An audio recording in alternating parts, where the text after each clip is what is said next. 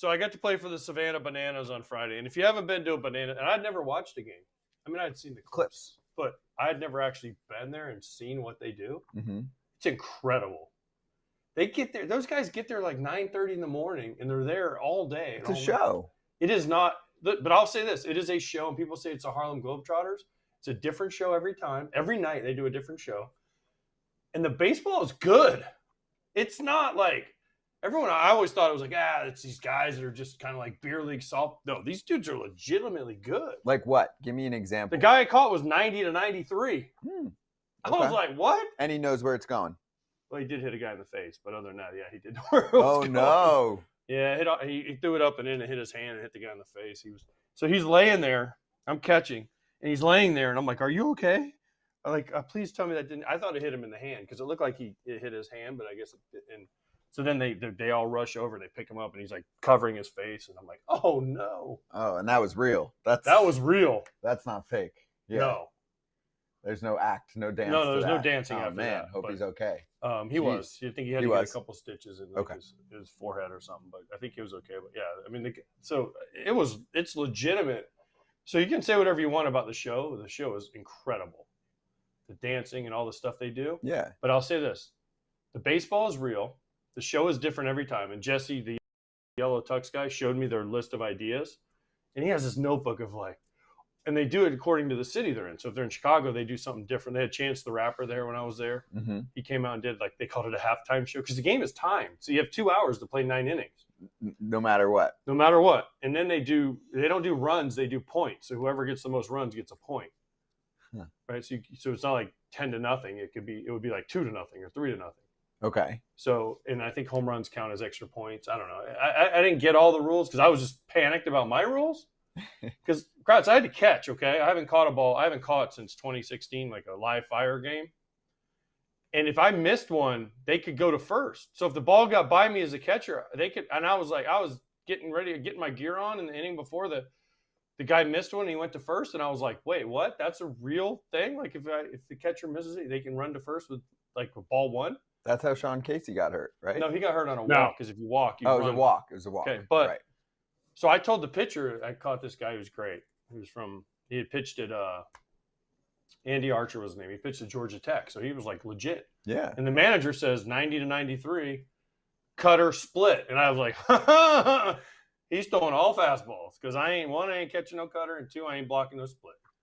So he came up to me and Andy said,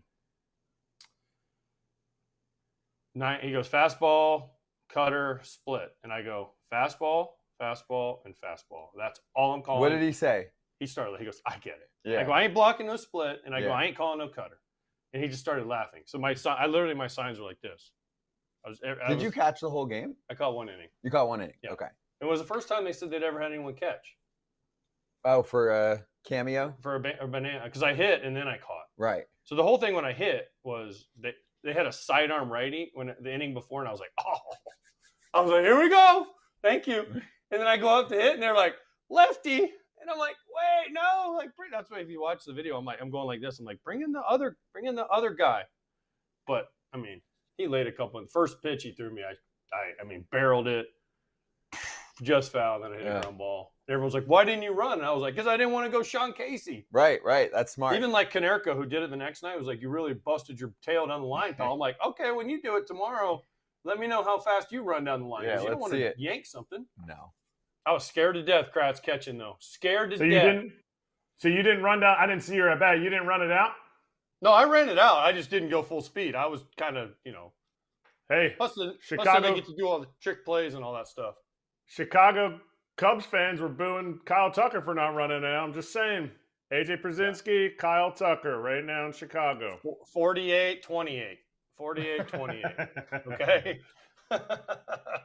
So yeah, it's just one of those. It was just one of those. It was awesome, though.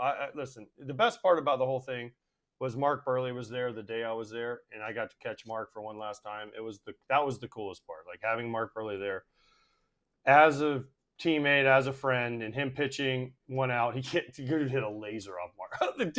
So Mark comes out there and he'd warmed up in the bullpen or in the cage, and he comes out there and 2 outs, and there's a runner on first. Mm-hmm. And the first guy comes up there, and he's this monster guy, right-handed hitter, and I'm like sinker, sinker, and the first one was like way off the plate, and the second one was kind of close, and the dude swung at it like it was 20 miles an hour. And I looked at him and I go, yep, that's how hard he threw when he pitched in the big leagues too. Wow. And then the next one he threw, he hit a piss missile to right field. Like, I mean, I don't know what it was off. He was like 120, one hopper to the right fielder. And I was like, oh boy, we might not get out of this inning. The next guy hit a ground ball and got us out of here. There you go. But I was just like, but then it was cool because, you know, it was awesome because he was there and we got to kind of hug and do it all. But it was, Gratz, if you ever get the chance to go or be a part of it, it's one of the craziest thing it was. I'd love to. I think it's great entertainment, and I think just watching it on TV. And I heard I don't have enough street cred to play somewhere. So if I go and I catch, I'm definitely catching more than one inning. I'm way younger than you are. Last time I caught last year, it was 5 innings. Yeah, I mean I could have caught more, but I didn't want to. And also I had to use their gear, so it was like way too small for me. Everyone's like, why'd you have the kids' gear? And I was like, that's the only gear they had. They gave me. And the mask, you know, normally a mask, like you adjust it. There was no adjusting it. It was like hanging down here. So the whole time I was like wanting to hold my mask up so I could see good. They have to get you guys better gear next time then. I mean, I was the first one to catch. They don't expect people to catch. Now they know. They're like, hey, we got to fit our catchers with gear when we have Kratz everything in else Philly. Was top notch. The way they treated my family, the way they treated Buehrle's family. It was the only thing I didn't have a cup, so I had to get a cup. That was the one biggest thing I was worried about. I'm like, I need a cup. Just share one. I was worried about, like a bad splitter, and the guy bounced one. Then it's really a splitter. By the way, he called cutter like this. I'm like, what is that? Like not like this or not like this. Like most pitchers go like this, or they go like this, like a little slider. He went that backwards glove like that, and I was like, what? To me, that would be sweeper. Like we're really moving. I don't know. Whatever. It was great. It was great. Okay. It was, and you know what was great is not only was everyone knows the banana guys, but the firefighter guys. It was the team they played against. That was incredible. I mean, just those guys. I mean, those guys were pumped. They could play in front of 40,000 people in a big league stadium every time.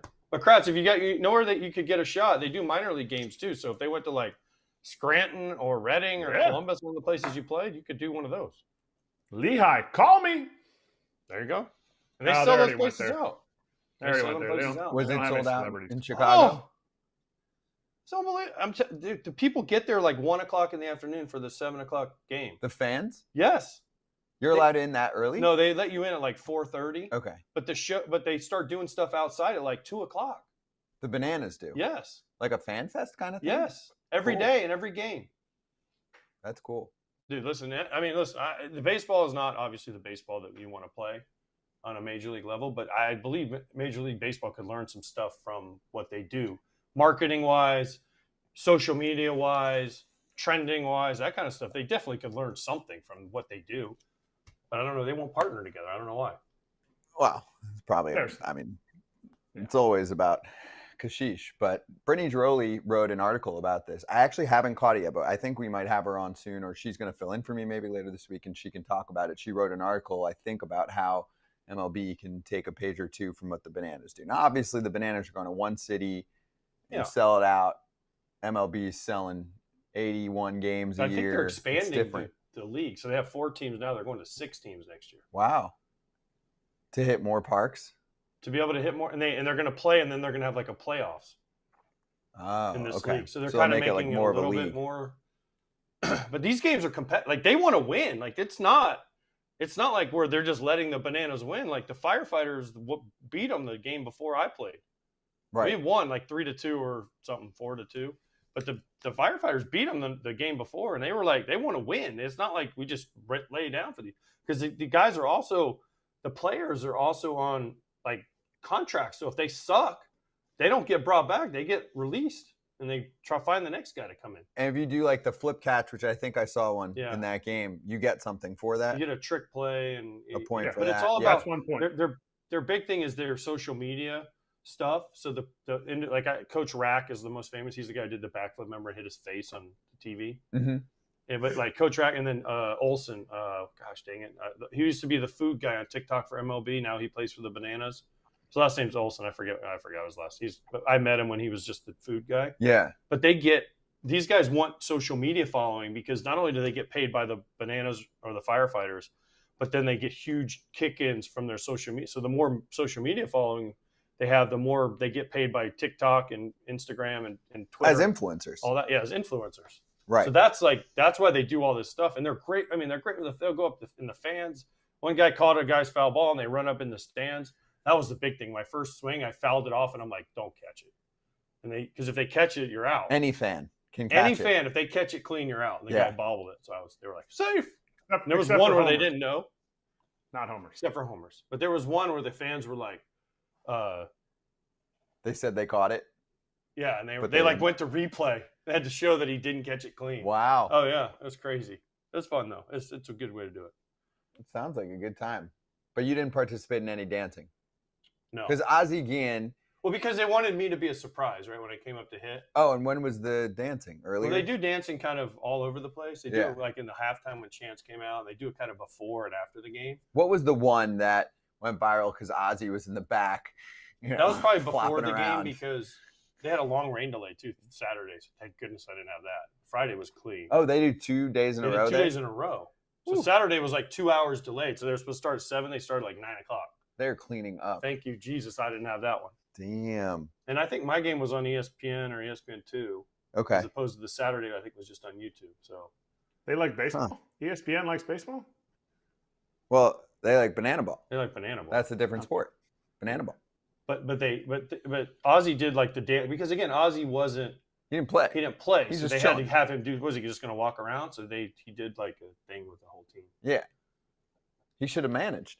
He didn't manage. Manager was cool. Manager was in cowboy boots. He was pretty. I forget. How does Ozzy not manage and like start stuff? You know, I get don't know. ejected or something. I don't know. That The umpire's the dancing umpire though behind. He's funny. But wait, that wasn't in the playbook. I would have I been don't like, know. I wasn't there that Ozzy's managing. He gets introduced, guest manager, and he gets tossed in like an inning so he can go drink and hang out. Could have done that in the dugout too. It was good. True. All right, well, that's cool.